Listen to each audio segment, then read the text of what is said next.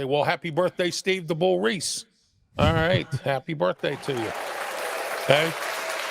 All right. The Reese Company. By the way, like, comment, and subscribe. It helps the algorithm. The Reese Company.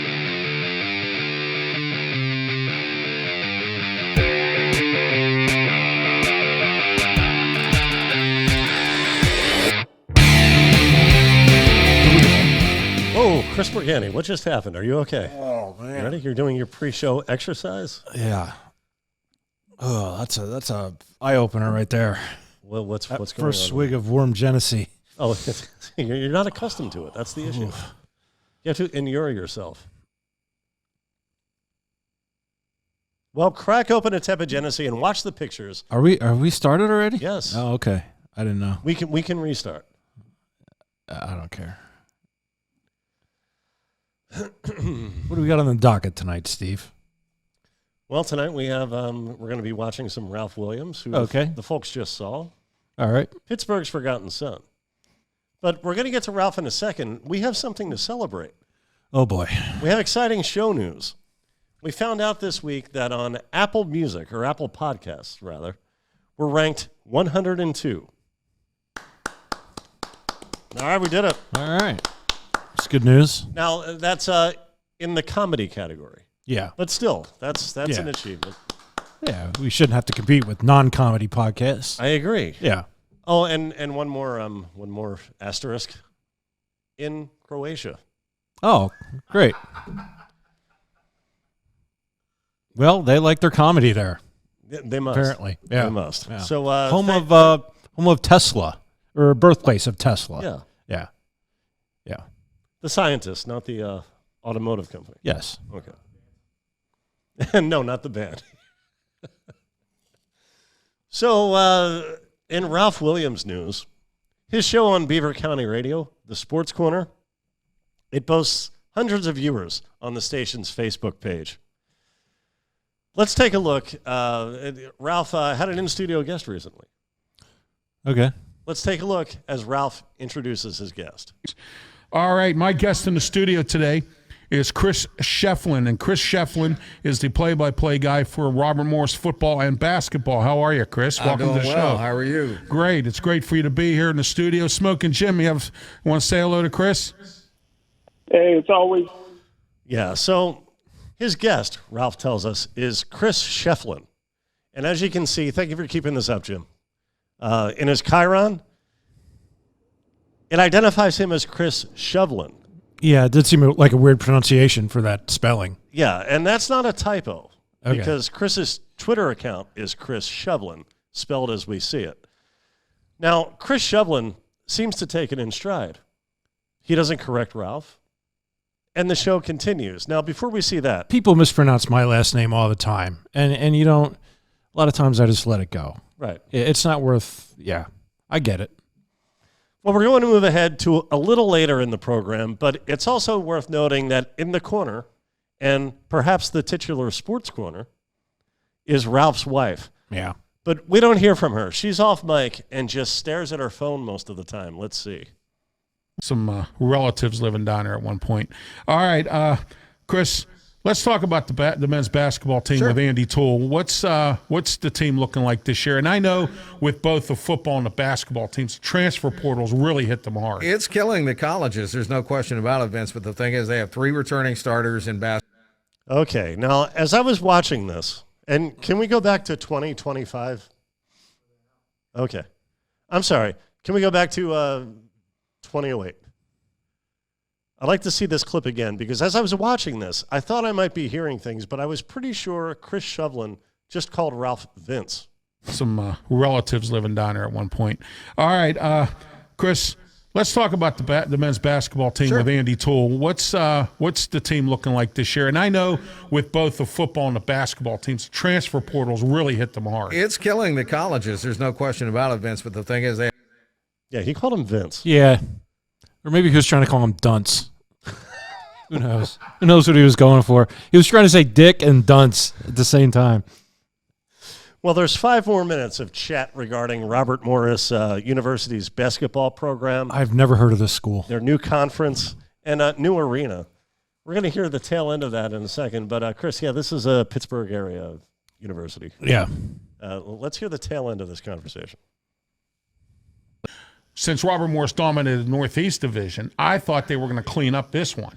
I thought they were going to clean their clocks. No, the Horizon League and then is that much better. I didn't know. Yeah. I didn't realize how good the Horizon League was, and I kind of was wrong about all that. What's your thoughts on that? Kind of the same answer I gave you for the football team, Vincent. When you step up into a Yeah, bigger there he goes again. conference, bigger.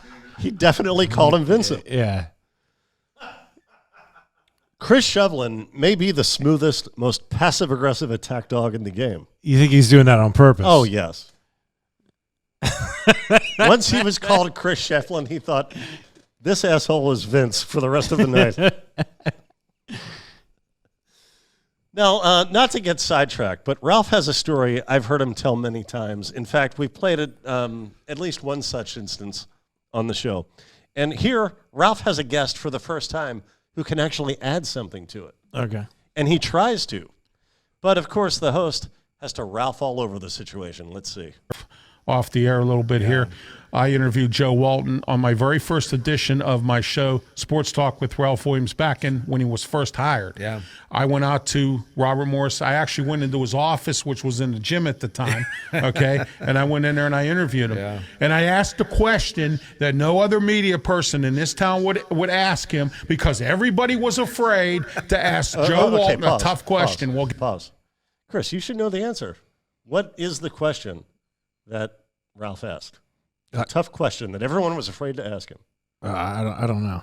They're asking Ralph a question? Oh, no, Ralph is asking, I believe, Joe Walton is I was going to say who broke the toilet seat. But you're saying Ralph is asking someone. I got it backwards. He's recounting an interview he did that was nobody else would do this interview. They were so scared to talk to this guy. Yeah, I don't. Ralph would ask the tough questions. It doesn't sound like that would be the case. And the toughest question Ralph asked was, "You don't know?" No, I don't. Okay, remember. well, you're gonna find out. I'm just gonna be reminded of what it was as we continue. Guess what question it was? It was, what was your relationship with Bubby Brister? And he told me. I mean, he actually told me, and he was nice about it because everybody was afraid he was going to get ignorant. And I said, no. I went in there, and I asked him that question, and he answered it right to the teeth to me. For sure. I mean, he told me exactly what his relationship was with Bubby Brister. And Joe, Joe was one of the classiest people I've ever been around. He was tremendous. You want to get after the break, or yeah? All right, we're going to go to a break right now. We have a caller on the line. I also have a guest. Chris Shevlin. He finally has another source to say, that guy was actually pretty nice. Yeah. Here's my experience with him. No, Ralph looks at his watch and starts communicating with the board off. Not a smooth show going on over there. Before we go to the next clip, Jim, can we go back to 2940? Because I mentioned that this was a story Ralph loves to tell. And in case you missed it, watch Ralph's wife in the corner. Is she wearing waiter boots? What's going on there? No, I think she's wearing shorts. Okay. Off the air a little bit here. Wait, hold on. Pause, please. In case you missed it, keep an eye on Ralph's wife as he launches into this tale for what to her must be the millionth time. Take a close look at Mrs. Williams. I interviewed Joe Walton on my very first edition of my show, Sports Talk with Ralph Williams, back when he was first hired. Yeah. I went out to Robert Morris. Again, Ralph went with into the his story. office, which was in Yeah, we get it. You asked him what his relationship was with Bubby Brister. What was the point of having her on camera? Well, she might have been his ride. She can't wait somewhere where she's not on camera? Well, this was during the first half of the show. During the second half of the show, she's probably still there, but they moved to a split screen after one of the breaks. Yeah. So, in fact, we're about to see this in our next clip as the final salvos are shot in Name Mispronunciation Test 23. win any games. So, all right, we're getting ready to wrap things up here. Any final thoughts today, Smoking Jim? Hey, I just want to say it was such an honor to have Chris on for the entire show. I didn't expect that. And it's always good seeing you each and every year at the WPIL Hall of Fame, sir. I appreciate that, Jim. And thank you, Vince, for inviting me. I appreciate you both. Thanks. You're welcome. Thank you, Chris, and thank you for Chris Shevlin and Smoking Jim. Thank you, Vince, for inviting me.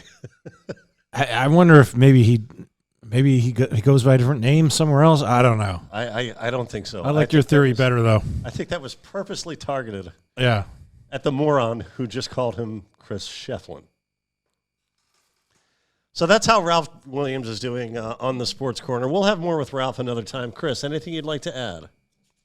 I went and saw Oppenheimer this week. It was excellent. I don't know if you've seen it yet. I haven't. Yeah, it's worth watching. It's really good. But at the end, the last scene is very. It's meant to be very somber and very thought provoking, you know. And as soon as the movie ends, we get this: people applauding as if the performers are in the room with them. You've never experienced that before? I have, and it annoys me every time it happens. Yeah, who are they clapping for? The projectionist? I don't know. It's like going to see the Mona Lisa and standing there and clapping. It's pointless. Right. It's pointless. Right. And it ruined the moment. It was meant to be a very heavy, thoughtful end scene, and it ruined it. But anyway, people should go see it anyway. How many Meredith Baxters would you give Oppenheimer? What's the top one? 5. I'll give it 5 then. Okay, fair enough. In that case, anything else you didn't talk about you might like to talk about? No, thank you. Okay, we'll see you next time. Thanks for putting up with us. I'm Steve Rees, Askiwiwi, Askiwawa. Chris Morgani, Jim Corhan, Holly Magano. Tigers, eat 'em raw. We did it, sir.